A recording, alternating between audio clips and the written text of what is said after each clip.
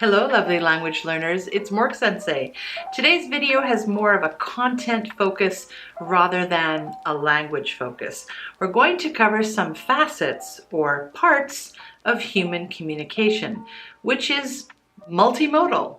Multi means many, and modal refers to the mode or type of communication. All languages, including English, are just one part of one mode of human communication, which is verbal communication. What are all the modes of human communication then? And what's included in each mode? Let's find out.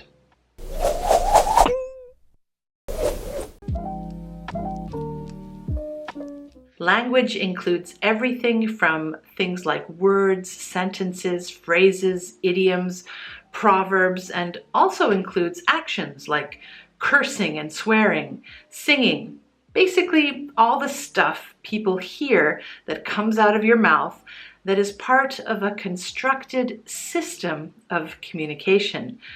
Words are the basic unit in languages, and the sounds we give to them have a shared meaning with all others who speak the same language.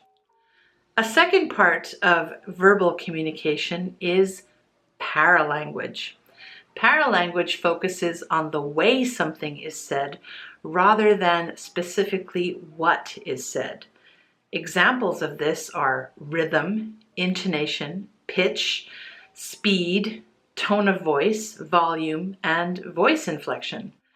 The way you say something can indeed change its meaning. The specifics depend on the language and culture. A third type of verbal communication is the verbal noises or utterances that people make. These are sounds, but they're not words. The sounds, however, do communicate meaning, but they're not considered part of formal language. Examples of these sounds include sneezes, coughs, throat clearing, sighs, hiccups, tisks, shushes or hushes, shh, shh, moans and groans, yawns, yells and shouts, hey, laughs, giggles, and hums. Another category is the use of silence. Yes, silence or lack of speech can communicate quite a lot. Silence in human communication can refer to long or short hesitations, pauses, and breaks in speech. Now, most of what I've talked about in verbal communication can also be expressed in the written word. Written communication, then, is a second mode of human communication. It consists of different writing systems, such as alphabets, syllabaries, such as hiragana and katakana, Cyrillic, the script of many Slavic languages, hieroglyphs, pictographs, ideographs, and logographs, such as kanji. These systems also include numbers and other mathematical symbols. Written communication comes in many formats, such as books, serial publications, blog posts, websites, flyers, pamphlets, notices, bulletins, advertisements, etc. And people can write novels or other types of books, physical and online, in addition to articles, essays, research papers, reports, white papers, text messages, tweets, emails, etc. A third type of human communication is visual communication. But this is a separate category from nonverbal communication, which we'll get to later. The focus here is on imagery, but not individual people. Images speak volumes. Examples are the wide variety of images, signs, and symbolism we see every day, including illustrations, drawings, photographs, paintings, statues, graphs, charts, symbols, silent videos, etc. Visual communication is an important, sometimes overlooked mode of human communication. Just look at the world of art, which is not limited to visual communication, but certainly includes a lot of it. A final type of human communication is nonverbal communication. This is a mode of communication that I find very interesting because it is undervalued when we learn a second or foreign language, and because it can differ a lot depending on the language and culture it so often accompanies.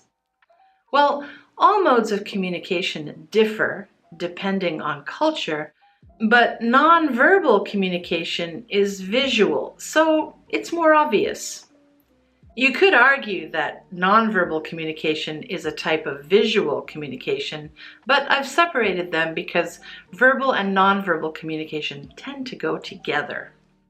Nonverbal communication includes gestures, facial expressions, oculesics, which includes eye contact, posture and movement, proxemics, and other things like punctuality or being on time. In situations where people communicate face-to-face, some researchers believe that nonverbal communication comprises or makes up the largest percent of all human interaction. Albert Mehrabian, a 1960s researcher of body language, was the first to break down the components or parts of face-to-face conversations. He found that communication is 55% nonverbal, 38% vocal, and 7% words only. Experts today believe that 70 to 93% of all communication is nonverbal. This is why it can be so challenging to communicate over the telephone rather than face-to-face, especially if you're communicating in a second or foreign language. It's also why your teacher may require you to show your face in video conferences or classes like Zoom. So much communication is missed without the nonverbal communication, which usually complements or goes along with verbal communication. Let's dive more deeply into some categories of the nonverbal communication mode. The term body language is often used as a synonym for nonverbal communication, but nonverbal communication is a broader term. Kinesics is another term that is used for the study of gestures, facial expressions, and body language. Note again that cultures can vary a great deal in all categories of nonverbal communication. Gestures are the first category, and they include movements of parts of the body, especially hands, arms, or the head, to express an idea or meaning. Here are some examples common to places where English is the main language spoken. Thumbs up, thumbs down, okay sign, high five, waving, beckoning, shoulder shrug, the middle finger, nodding, shaking one's head, a little, big, short, you get the picture. Oculesics is the category of nonverbal communication concerned with eye movement, including the intensity, duration, and avoidance of eye contact. Unsurprisingly, actions like staring, gazing, watching, looking, glancing, and spacing out are all important in oculesics. Facial expressions are a bit like gestures, but made only with the face. Facial expressions are not as easy to control as gestures, since they often reveal feelings and are sometimes done subconsciously. They are made through tiny muscles throughout your face working together to deliver meaning.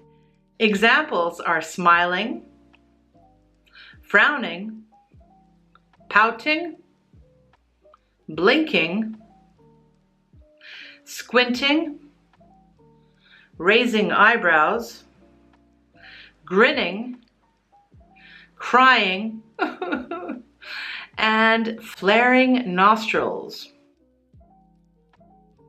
And of course, these actions in the face can be combined for more nuanced meaning.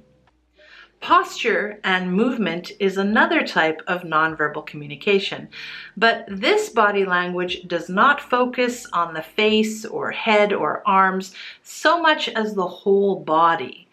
Examples are stance, which is another word for posture.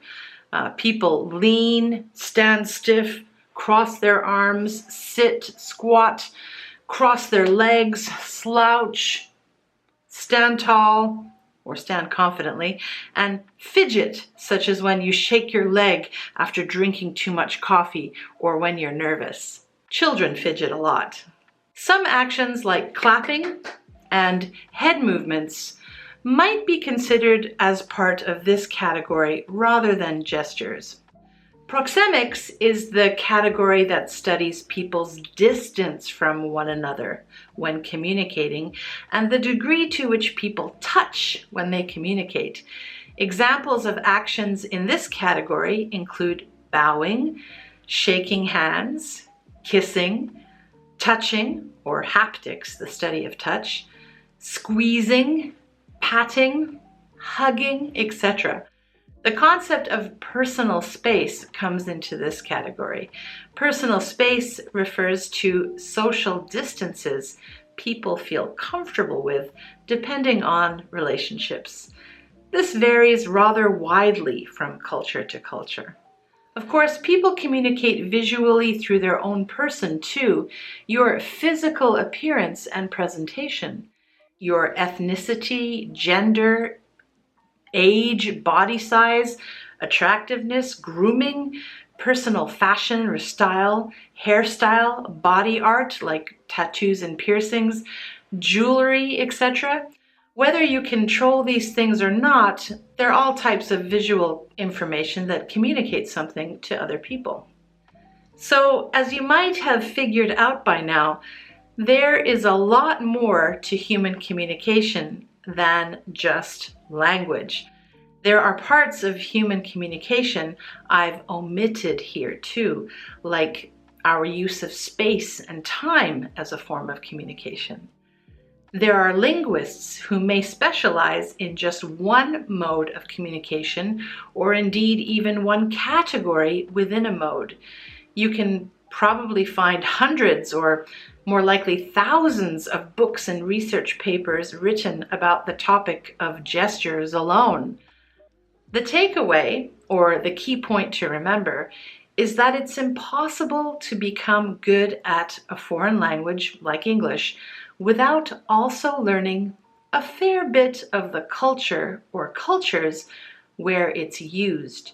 You'll also be learning the paralanguage and vocalizations or utterances of English, as well as all the different categories of nonverbal communication that are so important in helping you effectively communicate. Okay, my lovelies, that is it for today. I'll see you in the next video. MORKSENSEI signing out. Mwah.